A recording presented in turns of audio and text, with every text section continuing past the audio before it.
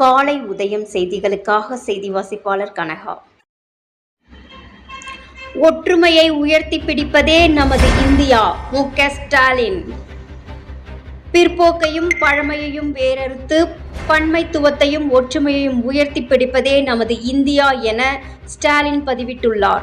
அவரது சுதந்திர தின வாழ்த்து பதிவில் கோடிக்கணக்கான மக்களின் கனவுகள் நனவாகும் ஒளிமிகு எதிர்காலத்தை நோக்கிய நம் நாட்டின் பயணம் வெல்ல வேண்டும். சமத்துவம், சகோதரத்துவம், முற்போக்கு, மனிதநேயம் உள்ளிட்ட விழுமியங்களோடு ஒன்றுபட்டு முன்னேறுவோம் என குறிப்பிட்டுள்ளார்.